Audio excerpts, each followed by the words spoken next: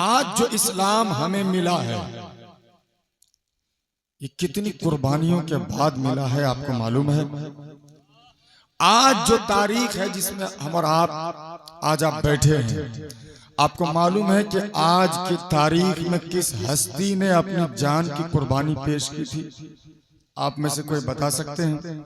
शायद ही मजमे में से एक दो आदमी को मालूम हो। मशहूर कौल के मुताबिक 18 जिलहिज्जा को दामादे पैगंबर हजरत सैयदना उस्मान गनी ज़ुन्नूरैन रदियल्लाहु ताला अन्हु की यौम शहादत है।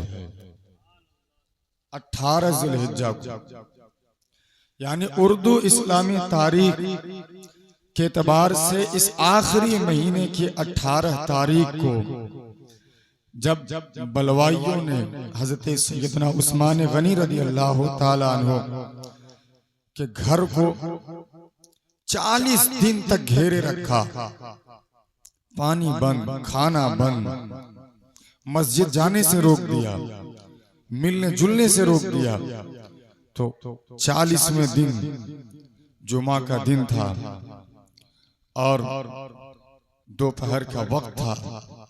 मौका पाकर के बलवाइयों ने आज की तारीख को हज़रत सैयदना उस्मान गनी रदियल्लाहु ताला अन्हु के सर को उनके तन से जुदा कर दिया। ये वो तारीख है जो उम्मत मुस्लिमा के अक्सर बच्चों को मालूम नहीं है। हम नहीं जानते। क्यों नहीं जानते? क्योंकि बस हमें वो इस्लाम मालूम है कि कुर्बानी करना है, 15-20 दिन तक गोश्त रखना है, उसके बाद मुहर्रम का महीना आएगा, लाठी डंडा निकालना है, बस खेलना है, धूपना है, निकल जाना है। हम वो इस्लाम जानते हैं साल में 2 मरतबा ईद की नमाज पढ़नी है, हफ्ते में 1 मरतबा जुमा पढ़ना है। वो इस्लाम जानते हैं। हमने कभी अपने आप को इस्लाम से करीब करने की कोशिश नहीं की। जब हम मुसीबत में पड़ते हैं तब हम पुकारते हैं कि मेरा खुदा कहाँ है? मेरे मुस्तफा की मदद गुंबदे खजरा से क्यों नहीं आ जाती है? आज आपके पास सब कुछ है, सेहत है, ठीक ठाक है, आप बोल सकते हैं, चल सकते हैं, हाथ है, पैर है, जिस्म सही सलामत है, लेकिन कितना आदमी आज अपने आप पे गौर करता है कि मेरा खुदा कहाँ है? कितना आदमी आज अपने आप में तलाश करता है कि मैं अपने खुदा से कितना करीब हूं, मुस्तफा जाने रहमत से मैं कितना करीब हूं। आज कितना आदमी सवाल करता है, पूछता है अपने आप से। वो एक जमाना था, कुरान पाक की 2 पारे की सूरह बकरा की ये आयत करीमा कब नाजिल हुई? व इदा सअलका इबादी अन्नी फइन्नी करीब, कब नाजिल हुई? आज आपके मोहल्ले में हुजूर पीर तरीकत मौजूद है, आप इनकी बारगाह में आइए, पूछिए हुजूर ये आयत आखिर कब नाजिल हुई थी? हुजूर पीर तरीकत आपको समझाएंगे। वो सहाबा का जमाना था, इश्क़े खुदा में डूबे हुए लोग थे। जब मोहब्बत खुदा की अंगड़ाई उनके सीने में ली, पहुंच गए मुस्तफा की बारगाह में। या रसूल अल्लाह, जरा ये बताइए कि मेरे दिल में जो खुदा की मोहब्बत है, हम जो 5 टाइम खुदा की बारगाह में अपने सर को झुकाते हैं सजदे में, या रसूल अल्लाह जरा ये बताइए, जिस खुदा के बताए हुए कुरान पे अमल करते हैं, या रसूल अल्लाह जरा ये बताइए, जिस खुदा ने आपको आखिरी नबी बना के भेजा, या रसूल अल्लाह जरा ये बताइए कि जिस खुदा ने आपको तमाम जहान का सरदार बना के भेजा, आप पे कुरान नाजिल किया, तो या रसूल अल्लाह जरा ये भी बता दीजिए कि वो खुदा है कहाँ? या रसूल अल्लाह, जब खुदा की मोहब्बत उसके दिल में, उन सहाबा किराम के दिल में अंगड़ाई ली, पहुंच गए मुस्तफा की बारगाह में। या रसूल अल्लाह, मेरा वो खुदा कहाँ है जिनकी बारगाह में 5 वक्त हम सर को झुकाते हैं? ईद में उस खुदा की बारगाह में, बकरीद में उस खुदा की बारगाह में, जानवर की कुर्बानी करें तो उस खुदा के नाम पे, हम हज करें तो उस खुदा के लिए, उम्रा करें उस खुदा के लिए, कुरान पढ़ें उस खुदा के लिए, नमाज पढ़ें उस खुदा के लिए, रोजा रखें उस खुदा के लिए, सारा काम उस खुदा के नाम पे कर रहे हैं। या रसूल अल्लाह जरा बता दीजिए कि वो खुदा है कहाँ? सहाबा ने पूछा या रसूल अल्लाह बता दीजिए कि वो खुदा कहाँ है। कितना खूबसूरत जवाब आया। अल्लाह रब्बुल करीम ने आयत करीमा दे करके जिब्रील अमीन को भेजा, कहा जिब्रील जा मेरे महबूब की बारगाह में चले जा। मेरे महबूब के सहाबा मेरे महबूब से पूछते हैं खुदा कहाँ है, तो जरा जरा मेरे महबूब को जाके बता दे।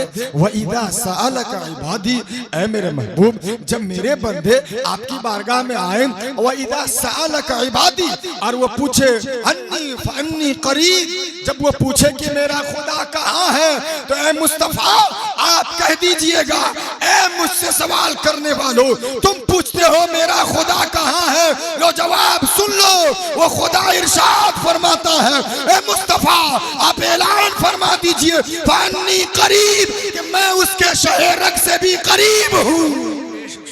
नाराए तकबीर, नाराए तकबीर, मैं उसके शहरक से भी करीब हूँ। कैसे करीब हूँ? अल्लाह अकबर। उस खुदा ने यकीन दिलाया, ऐ मुस्तफा आखिर यकीन कैसे होगा? मेरा खुदा मुझसे करीब है, कुछ तो प्रूफ होना चाहिए ना।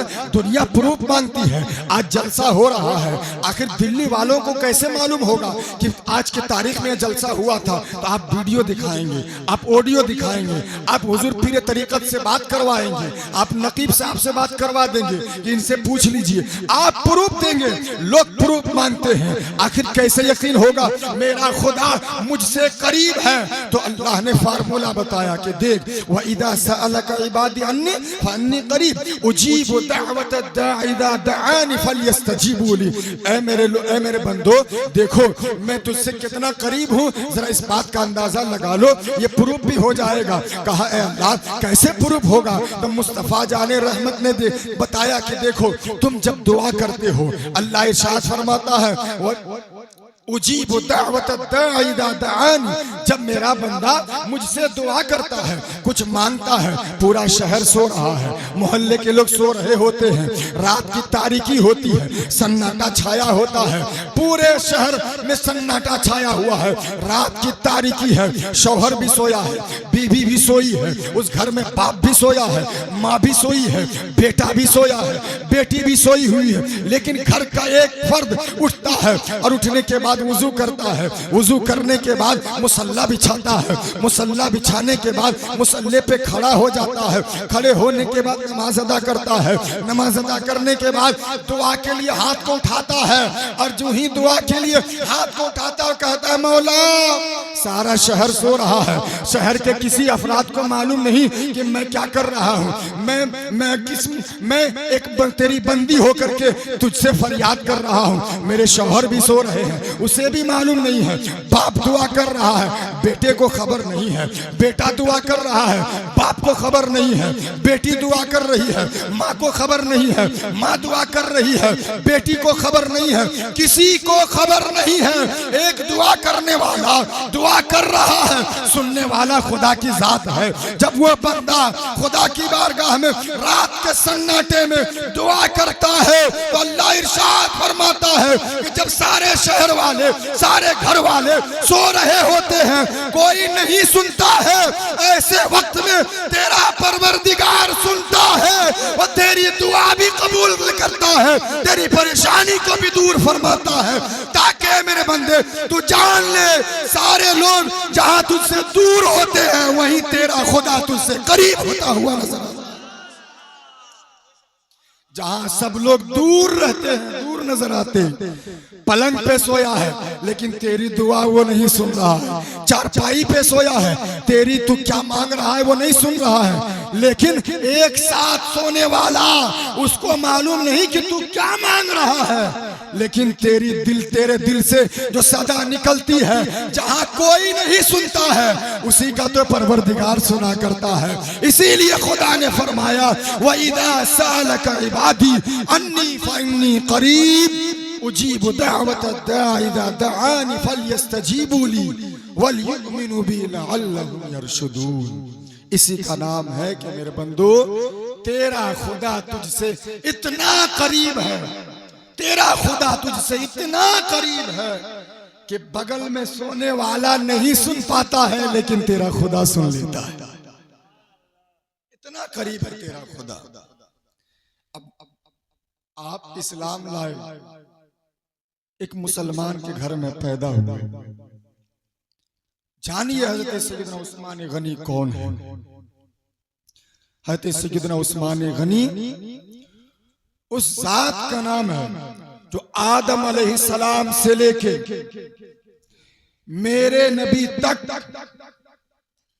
सिर्फ हजरत उस्मान गनी को ये फजीलत हासिल है कि किसी नबी की दो दो बेटी एक इंसान के निकाह में हो। किसी नबी की, आदम अलैहिस्सलाम से लेके मेरे नबी तक कमोबेश 1,24,000 अंबिया कराम आए, लेकिन किसी को ये फजीलत न मिल सकी कि एक नबी की दो बेटी एक पैगंबर के दामाद के निकाह में हो।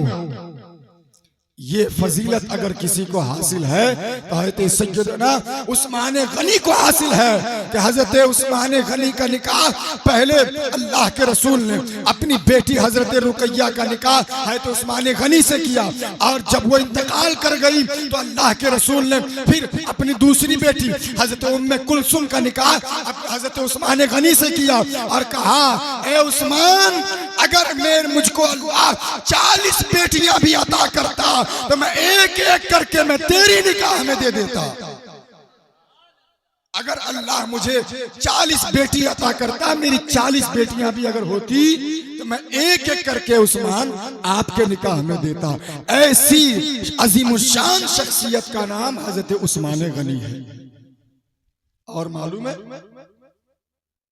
आप मुसलमान के घर में पैदा हुए, आपको किसी ने इस्लाम की दावत नहीं दी। हजरत उस्मान गनी को इस्लाम लाने की दावत किसने दी थी? शुरू जमाने से जब हजरत अबू बकर सिद्दीक ईमान नहीं लाए थे, उस वक्त से हजरत अबू बकर सिद्दीक और हजरत उस्मान गनी दोनों दोस्त थे, दोनों दोस्त थे। तो जब अबू बकर सिद्दीक ईमान ले आए तो दोस्त से तो मिलने जाता है ना। तो एक दिन हजरत उस्मान गनी अबू बकर सिद्दीक से मिलने के लिए गए, मुलाकात के लिए। जब मुलाकात के लिए गए तो हजरत अबू बकर सिद्दीक ने अल्लाह के रसूल के बारे में बताया, उनकी सादगी, उनकी सच्चाई, उनकी अमानतदारी, उनके इस्लाम के बारे में बताया। तो हजरत उस्मान गनी को यह बात बहुत पसंद आई और कहा कि जिस तरह से आप इस्लाम लाने से पहले मेरे दोस्त थे, उसी तरह से इस्लाम लाने के बाद अबू बकर सिद्दीक आज भी आप मेरे दोस्त हैं। मैं पहले भी आपकी बात माना करता था, मैं आज भी आपकी बात मानने के लिए तैयार हूँ। जिस तरह से आपने कलमा पढ़ा है, चलिए उस रसूल हाशिमी की बारगाह में मुझे भी ले चलिए और मुझे भी कलमा पढ़ के मुसलमान बनाइए। हजरत अबू बकर सिद्दीक की दावत पे हजरत उस्मान गनी आजाद लोगों में तीसरे नंबर पे इस्लाम कबूल करने वाले हैं। मर्दों में, आजाद लोगों में हजरत उस्मान गनी तीसरे नंबर पे इस्लाम कबूल करने वाले हैं। और ये उनका मुकद्दर था, उन्होंने तीसरे नंबर पे इस्लाम कबूल किया। खलीफा भी बने तो तीसरे खलीफा बने, अमीरुल मोमिनीन भी बने तो तीसरे नंबर पे बने। हजरत उस्मान गनी, हजरत अबू बकर सिद्दीक, हजरत मौला अली और गुलामों में हजरत जैद के बाद इस्लाम कबूल करने वाले मर्दों में हजरत उस्मान गनी का नाम आता है। हजरत उस्मान गनी ने इस्लाम कबूल किया। अब इस्लाम मक्के की गलियों में फैलने लगा। आज आप कलमा पढ़ते हैं, क्या किसी ने आपको एक तमाचा मारा कि तुम क्यों कलमा पढ़ते हो? क्या किसी ने आपको पकड़ के पीटा? क्या किसी ने आपको गाली दी? क्या आपको किसी ने खूंटी खंबे में बांधा कि तुमने क्यों इस्लाम ले आया? नहीं। हजरत उस्मान गनी एक बावकार खानदान के थे, एक बड़े खानदान के थे, बड़े दौलतमंद पैसे वाले थे, लेकिन इसके बाद भी जब इस्लाम कबूल किया तो आपके खुद अपने सगे चचा ने, आपके खुद अपने सगे चचा ने इस्लाम कबूल करने के बाद आपको रस्सियों से बांध दिया। रस्सियों से जकड़ के बांधने के बाद इतना पीटा, इतना पीटा, इतना मारा, कहा कि भतीजे जब तक तू इस्लाम का दामन नहीं छोड़ेगा उस वक्त तक तेरा चचा तुझको नहीं छोड़ेगा। अल्लाह अकबर। हजरत उस्मान गनी का जवाब सुनिए। हजरत उस्मान गनी कहते हैं, ओ मेरे चचा, आप कहते हो इस्लाम का दामन छोड़ दो तो तुम्हें तेरी पिटाई करना छोड़ दूंगा। तो जवाब सुन लो, ऐ मेरे चचा सुन लीजिए, मैं दुनिया की सारी दौलत छोड़ सकता हूं लेकिन इस्लाम का दामन मैं कभी नहीं छोड़ सकता। हजरत उस्मान गनी ने कहा कि चचा जितना चाहो आप पीटो, जब तक आपका दिल चाहे मारो, लेकिन मैं इस्लाम का दामन नहीं छोड़ सकता। चचा ने देखा कि अब ये मानने वाला नहीं है, भतीजा तो मेरा ही है। चचा ने छोड़ दिया, छोड़ दिया। चचा ने छोड़ा, हजरत उस्मान गनी की जिंदगी बढ़ने लगी। अल्लाह अकबर। अल्लाह के रसूल सल्लल्लाहु अलैहि वसल्लम पे हजरत उस्मान गनी की जानी सारी धीरे धीरे बढ़ने लगी। यहाँ तक कि जब मौका आया कि मदीने में पानी की कमी है, अल्लाह के रसूल ने ऐलान फरमाया, है कोई जो मदीने के लोगों को पानी पिला करके जन्नत खरीदे? है कोई जो मदीने के लोगों को पानी का इंतजाम करके अपने लिए जन्नत खरीदे? हजरत उस्मान गनी ने, वहां उस वक्त एक कुआं था बीर रोमा, जो आज बीर उस्मान के नाम से मशहूर है। उस कुएं को हजरत उस्मान गनी ने आधा कुआं खरीदा। एक यहूदी का कुआं था, उसने कहा इस शर्त पे मैं ये कुआं दे रहा हूं कि एक दिन यहूदी पानी पिएगा, एक दिन मुसलमान पानी पिएगा। वो इसलिए उसने ऐसा किया ताकि हम जो है एक दिन पानी मुसलमान को लेने देंगे, दूसरे दिन हम पानी भी भर लेंगे और फिर मुसलमान को दूसरे दिन अपना पानी बेचेंगे, पैसा भी कमाएंगे। तो हजरत उस्मान गनी ने आधा कुआं तो खरीद लिया। एक दिन पे बात हो गई, अब एक दिन मुसलमान पानी भरता, एक दिन यहूदी पानी भरता। तो क्या देखा उसने कि जिस दिन मुसलमानों का नंबर आता पानी भरने का, उस दिन मुसलमान 2 दिन का पानी भर लिया करता था कि दूसरे दिन पानी की कमी नहीं रहेगी जो उस यहूदी से पानी खरीदने के लिए जाएंगे। मुसलमान तो ऐसे ही चालाक होता है, ये तो गोश्त खाने वाला है तो चालाक तो होगा ही। मुसलमान चालाक, जिस दिन मुसलमानों का नंबर आए उस दिन वो 1 बाल्टी नहीं 2 बाल्टी पानी भर ले।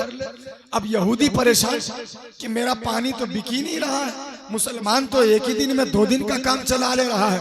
तो उसने हजरत उस्मान गनी से कहा कि ऐसा कीजिए, अब पूरा कुआं खरीद लीजिए, अब आधे में काम नहीं चलेगा, आप पूरा खरीद लीजिए।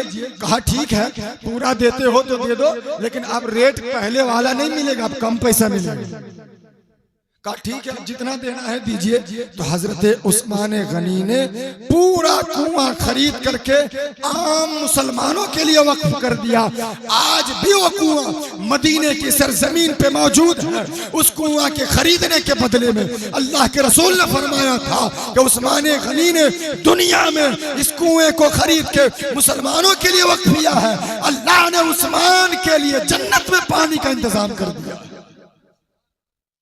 उस जात का नाम उस्मान गनी है, उस जात का नाम उस्मान गनी है। जरा और पढ़िए, हजरत उस्मान गनी से हमें क्या सबक मिलता है। आज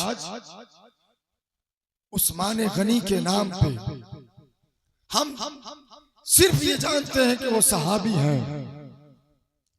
अल्लाह ताला ने बड़ा मकाम और मर्तबा अता फरमाया है, लेकिन जरा ये भी सुनिए कि उस्मान गनी उस हिम्मतबाज शख्सियत का नाम है जिसने 12 साल तक हुकूमत की है, जिसने 12 साल तक हुकूमत की और मुसलमानों का खलीफा अमीरुल मोमिनीन बनकर के 12 साल तक जिसने इस्लामी खिलाफत को बहुस्न खूबी अंजाम दिया, उस अजीम शान शख्सियत का नाम हजरत सैयदना उस्मान गनी की जात है। अब आप देखिए, हजरत उस्मान गनी के दौरे खिलाफत में पहला काम, जब हजरत सैयदना उमर फारूक रदियल्लाहु ताला अन्हु की शहादत हुई थी, तो उनकी शहादत को एक मुजरिम ने, एक बदबख्त ने धोखे से खंजर मार के किया था मस्जिद में। हजरत उस्मान गनी ने सबसे पहले इमाम के लिए रूम का इंतजाम करवाया, कमरे का इंतजाम इमाम के लिए सबसे पहले हजरत उस्मान गनी ने करवाया। मुअज्जिन की तनख्वाह मुकर्रर सबसे पहले हजरत उस्मान गनी ने करवाया। पुलिस चौकी और कोतवाली का इंतजाम सबसे पहले हजरत उस्मान गनी ने करवाया। और जुमा के दिन आज जो 2 अजानें हो रही है, हजरत उस्मान गनी से पहले 1 अजान हुआ करती थी। हजरत उस्मान गनी ने जुमा के रोज सबसे पहले 2 अजान दिलवाई। हजरत उस्मान गनी ने आम मुसलमानों के लिए जो खजाने खोले कि हर एक आदमी हजारों का मालिक नहीं बल्कि लाखों का मालिक हजरत उस्मान गनी के जमाने में हुआ करता था। हजरत उस्मान गनी के जमाने में इतने फतुहात, इतने कसीर तादाद में कि जहां कहीं भी फतह करने का मामला आता, हजरत उस्मान गनी मदीने से फौज भेजा करते थे। और वो फौज आज तक हजरत उस्मान गनी की ये तारीख रही है, कभी भी हारी नहीं है, बल्कि जब भी वो फौज मदीने से निकली है तो जीत करके वापस मदीना पहुंची है। हजरत उस्मान गनी कि वो अज़ीम शान शख्सियत है जिसने उम्मत मुस्लिमा पे वो एहसान किया कि आने वाली नस्लें आज उनके नक्शे कदम पे चलती रहेगी और कामयाबी की मंजिल तय करती रहेगी। हजरत उस्मान गनी उस अज़ीम शान शख्सियत और बादशाह इस्लाम, खलीफा और अमीरुल मोमिनीन का नाम है। लेकिन बिल आखिर मुसलमानों ने, बोलते हैं ना कि जब बागी अपने अंदर पैदा हो, जबकि जुल्म और तशद्दुद करने वाले अपने अंदर छुपे हुए हो, फिर उससे बचाना लोगों को बड़ा मुश्किल हुआ करता है।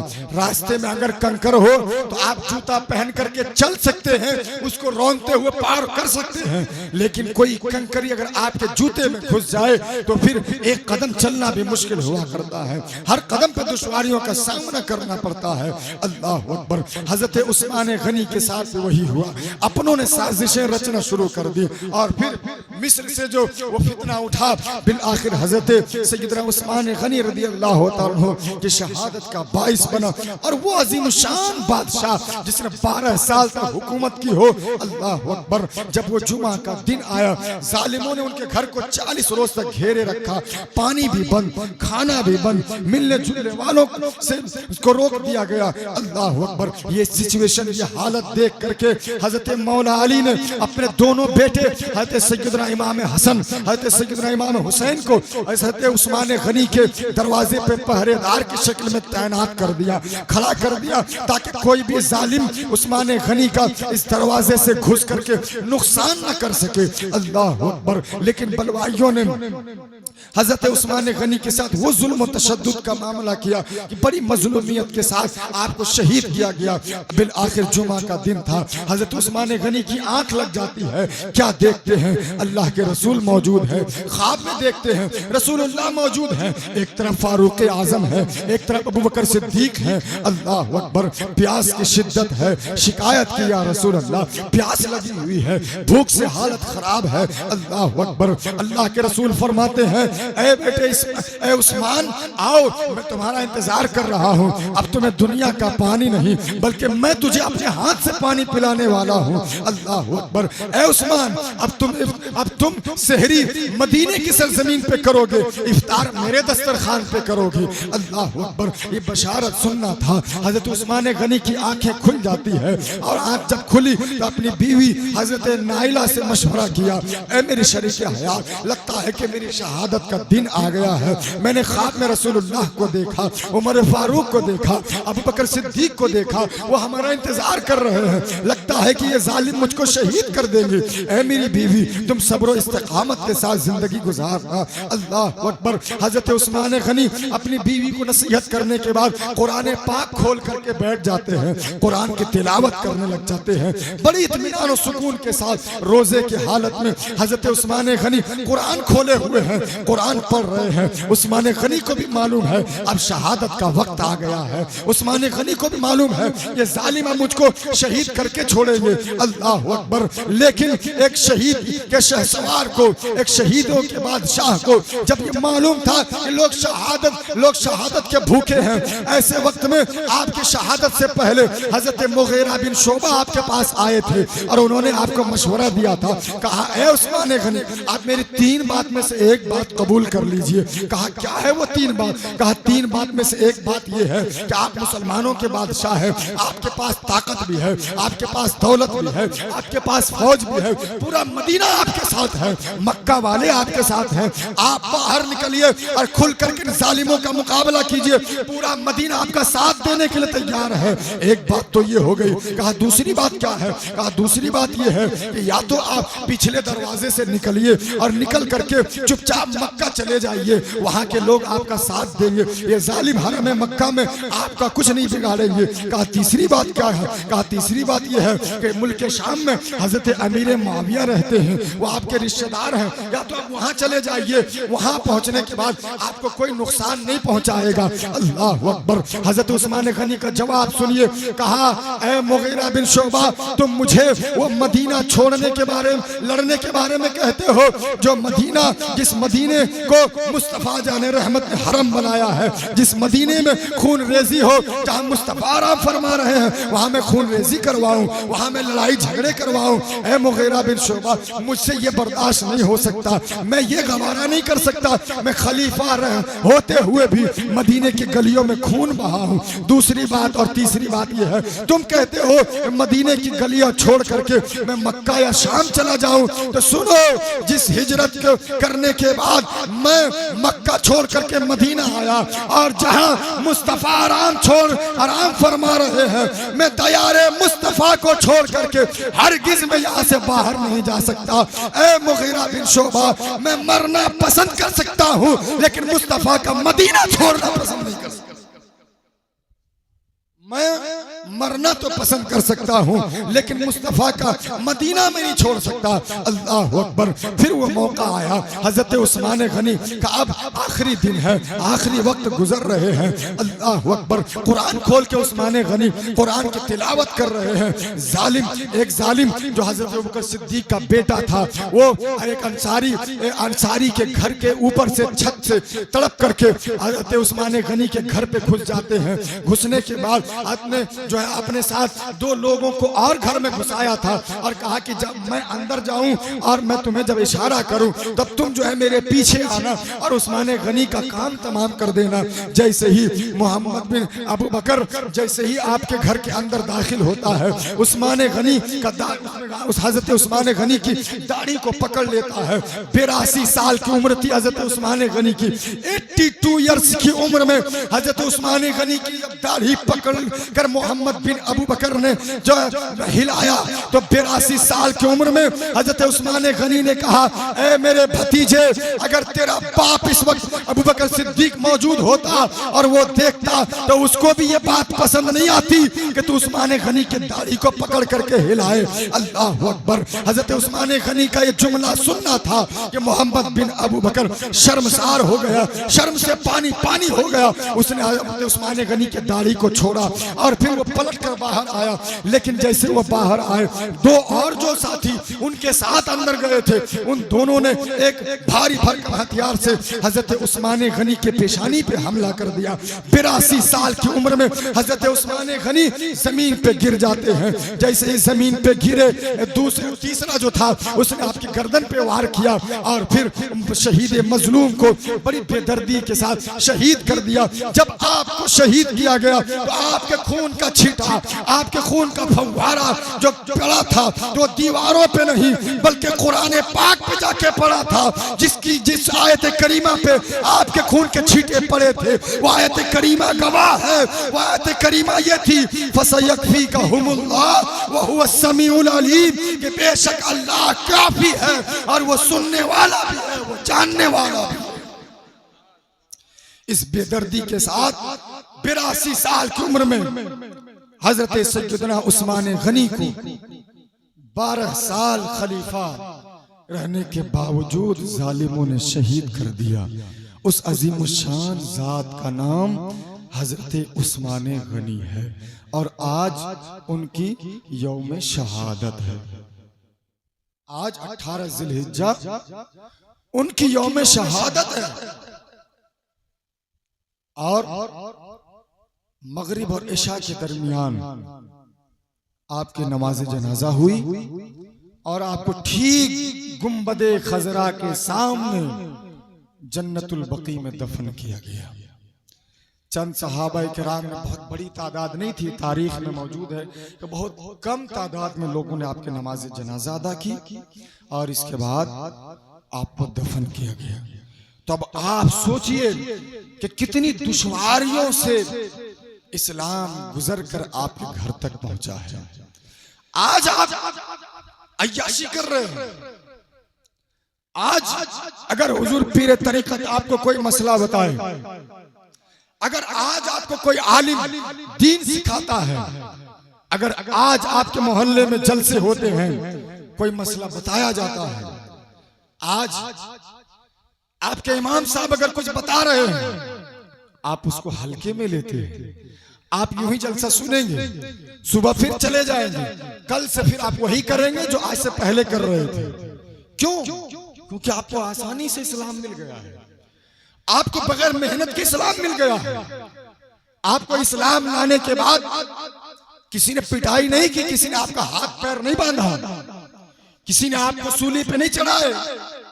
आपने वो दिन नहीं देखे कि इस्लाम लाने के बाद डंडा खाना पड़ता है।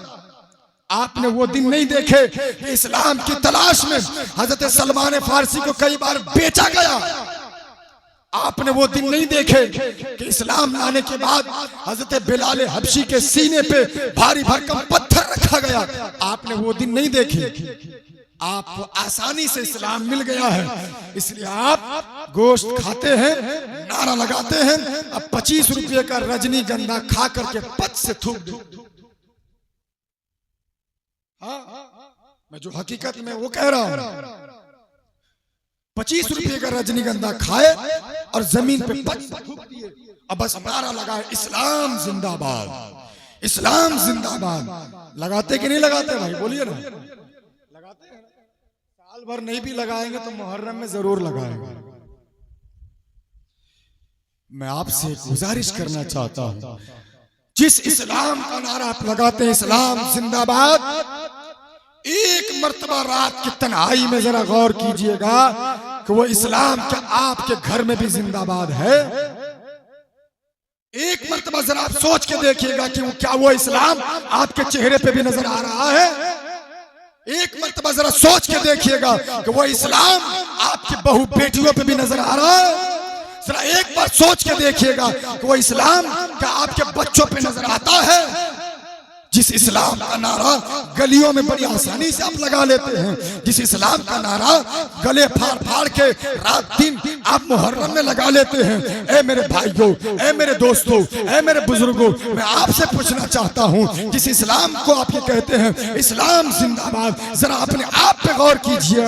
क्या वो इस्लाम जिसमें दाढ़ी पसंदीदा है, क्या वो इस्लाम की दी हुई दाढ़ी आपके चेहरे पे नजर आती है? क्या इस्लाम का दिया हुआ दी हुई वो टोपी क्या आपके सर पे नजर आता है, नजर आती है? क्या इस्लाम का दिया हुआ वो कुर्ता पैजामा, वो लिबास आपके बदन पे नजर आता है? क्या इस्लाम का दिया हुआ बेटियों के सरों पे वो आंचल, क्या वो नजर आ रहा है? क्या इस्लाम का दिया हुआ वो हिजाब, वो पर्दा, क्या आज बहुओं के सरों पे और बदन पे नजर आ रहा है? क्या इस्लाम का दिया हुआ वो कुरान क्या आप हर रोज पढ़ रहे हैं? क्या इस्लाम का दिया हुआ वो जो इस्लाम का दिया हुआ वो इस्लाम की दी हुई वो नमाज जो पांचों वक्त मस्जिदों से सदाएं बुलंद की जा रही है, क्या आप उस इस्लाम पे अमल कर रहे हैं? क्या इस्लाम की दी हुई वो इस्लाम की दी हुई वो कुर्बानी क्या आपके नजर आ रही है? क्या इस्लाम का दिया हुआ वो अखलाक, वो किरदार, वो कैरेक्टर का पैगाम क्या आप पे नजर आ रहा है? क्या इस्लाम ने कहा है झूठ बोलना हराम है, क्या आप झूठ से बच रहे हैं? क्या इस्लाम ने कहा है सूद खाना हराम है, क्या आप सूद खाना छोड़ चुके हैं? इस्लाम ने कहा है दूसरों के बहू बेटियों की तरफ निगाह उठा करके देखना हराम है, क्या आप दूसरों के बहू बेटियों की तरफ नहीं नजर करते? इस्लाम ने कहा है गाने सुनना, फिल्में देखना, ड्रामे देखना ये हराम है, क्या आप फिल्म नहीं देखते हैं? इस्लाम ने कहा है शराब पीना हराम है, क्या आप शराब छोड़ चुके हैं? इस्लाम ने कहा है दूसरों का हक मारना हराम है, क्या आप दूसरों का हक मारना छोड़ चुके हैं? इस्लाम ने कहा है दूसरों को सताना हराम है, क्या आप दूसरों को सताना छोड़ चुके हैं? इस्लाम ने कहा है दूसरों का माल हड़पना हराम है, क्या आपने दूसरों का माल हड़पना छोड़ दिया है? इस्लाम ने कहा है झूठ बोलना गुनाह कबीरा है, क्या आपने झूठ बोलना छोड़ दिया है? इस्लाम ने कहा है एक वक्त की नमाज छोड़ना जानबूझ करके हराम है, ये गुनाह कबीरा है, क्या आपने नमाज पढ़ना शुरू कर दिया है? इस्लाम ने कहा है माँ बाप को सताना ये गुनाह कबीरा है, क्या आपने माँ बाप को दुख देना छोड़ दिया है? इस्लाम ने कहा है दूसरों के तरफ दूसरों के हक मार के खाना ये हराम है, क्या आपने दूसरों का हक मारना छोड़ दिया है? इस्लाम ने कहा है हर रोज नमाज पढ़नी है, क्या आपने नमाज पढ़ना शुरू किया है? इस्लाम ने कहा है दूसरों के साथ अच्छे कैरेक्टर, अच्छे किरदार और अच्छे अखलाक से पेश आना है, क्या आप अपना कैरेक्टर और अखलाक सुधार चुके हैं? इस्लाम ने कहा है बाप का भी हक अदा करना है, बीवी का भी हक अदा करना है, बहू बेटियों का भी हक अदा करना है, क्या आप दूसरे के हक अदा करते हैं? इस्लाम ने कहा है कुरान पढ़ने, समझने और अमल करने की किताब है, क्या आप कुरान को समझ करके पढ़ते हैं, उस पर अमल करने की कोशिश करते हैं? इस्लाम ने कहा इल्म दीन हासिल करना हर मुसलमान मर्द औरत पर फर्ज है, क्या आप इल्म दीन हासिल कर रहे हैं? इस्लाम ने कहा है बड़ों की इज्जत करना, छोटों पे शफकत करना, प्यार करना ये इस्लाम है, क्या आपके अंदर ये इस्लाम है? अगर ये इस्लाम है तो हकीकत में इस्लाम जिंदाबाद था, इस्लाम जिंदाबाद है, इस्लाम जिंदाबाद रहेगा, और अगर ये नहीं है तो ये नारा फजूल है, बेकार है। समझ रहे हैं आप? अगर ये है तो इस्लाम जिंदाबाद है, और अगर नहीं है तो फिर ये जुमला है, फिर ये दिखावा, फिर ये बिला वजह का शोर शराबा, ये इस्लाम से प्यार नहीं है। इस्लाम से प्यार उसी वक्त होगा जबकि इस्लामी कल्चर, इस्लामी रस्म रिवाज, इस्लामी तालीमात पे आप अमल करना शुरू कर देंगे, तब जाकर के इस्लाम से प्यार होगा, तब जाकर के आपको ये कहने का हक होगा कि इस्लाम जिंदाबाद। आप मैं एक आखिरी बात बता करके अपनी बात खत्म करता हूं। कुछ नौजवानों ने कहा कि आपसे ताउन की अपील की, मैं गुजारिश करूंगा नकीब साहब चूंकि ये बंगला बहुत अच्छा बोलते हैं, ये आपको बंगला में अच्छा समझा देंगे, और ना हुजूर पीर साहब किबला की भी उर्दू जो है वो नेशनल हाईवे की तरह है, और हमारी भी उर्दू ऐसे ही है, क्योंकि हम लोग उर्दू जबान के लोग हैं। अच्छा माशाअल्लाह, तो हम गुजारिश कर देते हैं, बात आप मुकम्मल कर दीजिए। मैं आपको एक पैगाम देना चाहता हूं, हुजूर पीर तरीक़त जलवा फरोज़ हैं, इनको गवाह बना करके एक फार्मूले पे आप अमल कीजिए। इतनी बड़ी आबादी, इतनी बड़ी तादाद है आपकी। इस्लाम का सबसे पहला message, first message of Islam क्या है? Have you answer? बता सकते हैं इस्लाम का सबसे पहला पैगाम क्या है? और आसान कर देते हैं सवाल को। कुरान की सबसे पहली आयत जो नाजिल हुई वो क्या है? क्या पैगाम है उसमें? क्या है? नॉलेज, एजुकेशन, तालीम, पढ़ाई, शिक्षा। इस्लाम का सबसे पहला मैसेज, सबसे पहला पैगाम नमाज नहीं है, रोजा नहीं है, हज नहीं है, ज़कात नहीं है, ये बाद में है। पढ़ाई पहले है, नॉलेज पहले है, एजुकेशन पहले है। इतनी बड़ी तादाद में आज मुसलमान मालदा में, फरक्का में, कलियाचक में, मुर्शिदाबाद में और इस आसपास की आबादी में भरे हुए हैं मुसलमान। क्या आपने इस्लाम के इस पहले पैगाम, पहले मैसेज पे आपने अमल किया? आपने इस्लाम के पहले पैगाम को क्या आपने फॉलो किया? सारी बातों को छोड़ करके मेरे भाई आप एक पैगाम लेके जाइए और इस पे आज से विचार करना शुरू कीजिए। अगर आपने अमल नहीं किया है तो आज दुनिया में जो हालत है वो ये कि आप शिक्षा के मामले में एक तो ऐसे ही आप पीछे हैं ही, लेकिन जो लोग अपनी बेटियों को, अपने बेटों को स्कूल, कॉलेज, यूनिवर्सिटी में पढ़ा रहे हैं, उन यूनिवर्सिटियों में, उन कॉलेजों में, उन स्कूलों में आपकी बेटी का ईमान महफूज नहीं है। जो पढ़ा रहे हो तो पढ़ा ही रहे हैं, जो नहीं पढ़ा रहे हो पढ़ाइए, लेकिन जो पढ़ा रहे, अभी जो हालात हैं, अभी जो सिचुएशन है, आपकी बेटी की ना इज्जत महफूज है यूनिवर्सिटियों में, ना कॉलेजों में, ना आपकी बेटी और आपके बेटों का ईमान महफूज है। वजह क्या है? वजह यह है कि आज दुनिया साजिशों के जरिए से, अलग अलग तरीके से, बनावटी साजिशों के जरिए से कहीं आपके बेटे को गुमराह कर रहा है, कहीं आपकी बेटियों को गुमराह कर रहा है, कहीं दोस्ती के नाम पे, कहीं बर्थडे पार्टी के नाम पे, कहीं जो है घूमने फिरने के नाम पे, कहीं मालो दौलत के नाम पे, कहीं जो गाड़ियों के नाम पे, कहीं पैसे के लालच दे करके आपकी बेटी को गैरों के जाल में फंसाने की साजिशें हो रही है। आपकी बेटी की इज्जत उन कॉलेजों में, उन स्कूलों में, उन यूनिवर्सिटियों में मैं 100 बार कहता हूं कि महफूज नहीं है। इसको बचाना होगा, इसके लिए हम और आपको तैयार होना पड़ेगा, इसके लिए हमें और आपको सोचना पड़ेगा। कहीं कुफरिया और शिरकिया काम किए जा रहे हैं, पिंडालों में पूजा के नाम पे आपके बेटों से मूर्तियों के सामने हाथ जोड़ के खड़े किए जा रहे हैं, उनसे कुफरिया कलिमात कहवाए, बुलवाए जाते कि बोलो ये कलिमा। अब वो 500 की तादाद में है, आपका बच्चा 5 की तादाद में है। जैसा अपने दोस्तों को देखता है वो भी खड़े हो जाता है उस मिट्टी के बनाए मूर्त के सामने हाथ जोड़ के, वो भी वही कहता है जो कि सरासर कुफ्र है, शिर्क है, वो भी वही बोलता है।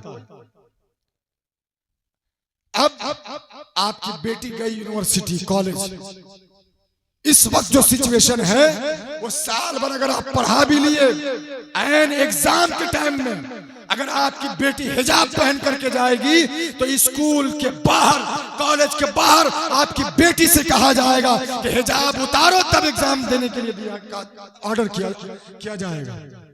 ये हो रहा है। आप कब बेदार होंगे? आप कब इस मामले पे चिंतित होंगे? आप कब सोचेंगे इसके बारे में? नॉलेज कोई भी हो, चाहे वो साइंसी नॉलेज हो, चाहे वो डॉक्टर का नॉलेज हो, चाहे वो इंजीनियरिंग हो, चाहे वो साइंस हो, चाहे वो प्रोफेसर हो, चाहे वो किसी दूसरे डिपार्टमेंट में हो, चाहे जिस डिपार्टमेंट में हो, हर डिपार्टमेंट का ताल्लुक इस्लाम से है। नॉलेज को मत बांटिए।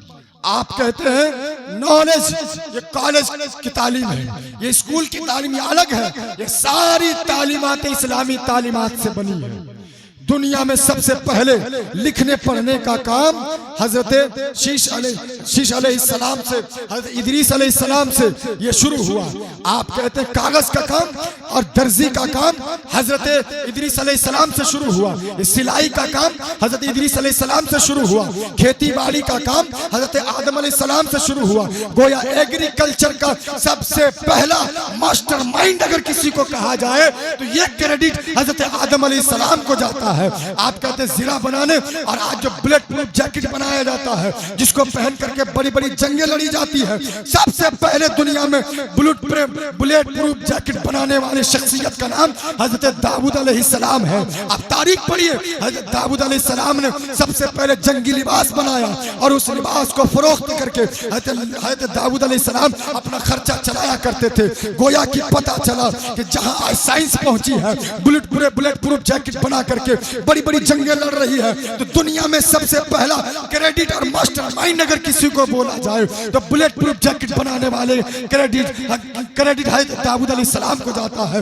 आप कहते हैं हवाई जहाज बनाने का काम कोई और नहीं बल्कि सबसे पहले इस पूरी दुनिया पे हुकूमत करने वाले हजरत सुलेमान अलैहिस्सलाम ने किया था। इसलिए यह क्रेडिट अगर किसी को जाता है कि पानी का जहाज कैसे बनाया जाए तो हजरत नूह अलैहिस्सलाम को क्रेडिट जाता है। उड़ने वाला जहाज कैसे बनाया जाए यह क्रेडिट सबसे पहले हजरत सुलेमान अलैहिस्सलाम को जाता है। आप कहते हैं बिजनेस और तिजारत के बारे में जो आज आप कोर्स कर रहे हैं, MBA कोर्स कर रहे हैं, डिग्री मास्टर ऑफ डिग्री का कोर्स कर रहे हैं, तो सबसे पहले इस दुनिया में सबसे बेहतरीन ताजिर, सबसे बेहतरीन बिजनेसमैन, सबसे बेहतरीन बिजनेस का फार्मूला बताने वाला वो कोई और नहीं बल्कि आमिना का लाल हमारा और आपका नबी मोहम्मदुर रसूलुल्लाह। इसलिए कोई भी तालीम इस्लामी तालीमात से हट के नहीं है। इसलिए जहां अपने बच्चों को हाफिज कुरान बनाइए, आलिम दीन बनाइए, वहीं अपने बच्चों को डॉक्टर भी बनाइए, ताकि आपकी बेटी अगर बीमार हो, आपकी बेटी अगर हमल से हो, आपकी बहू अगर प्रेग्नेंट हो, तो इसको इलाज कराने के लिए किसी नॉन मुस्लिम मर्द डॉक्टर के पास न जाना पड़े, बल्कि इसी कौम की पढ़ी लिखी हुई लेडीज डॉक्टर के पास जाए और वहां जाकर के आपकी बहू का इलाज मुकम्मल पर्दे में होया। इसलिए कौम को जरूरत है ये बनाइए, लेकिन करेगा कौन? कब बेदार होंगे आप? आपके पास करोड़ों की प्रॉपर्टी है, आपके पास करोड़ों रुपये है, बैंक बैलेंस है, कहां खर्च करेगा? कहां लेके जाएंगे उसे? अल्लाह के रसूल सल्लल्लाहु अलैहि वसल्लम ने सहाबाए कराम से इरशाद फरमाया कि तुम्हें अपना माल ज्यादा पसंद है या दूसरे का माल ज्यादा पसंद है? क्या फरमाया? अपना माल ज्यादा पसंद है या दूसरे का माल? कहा या रसूल अल्लाह, ये भी कहीं हो सकता है कि दूसरे का माल लोग ज्यादा पसंद करेंगे, अपना ही माल ज्यादा पसंदीदा होता है। अपना माल हर कोई को प्यारा है। हुजूर ने फरमाया तो जानते हो तुम्हारा अपना माल क्या है? कहा आप ही बता दे या रसूल अल्लाह।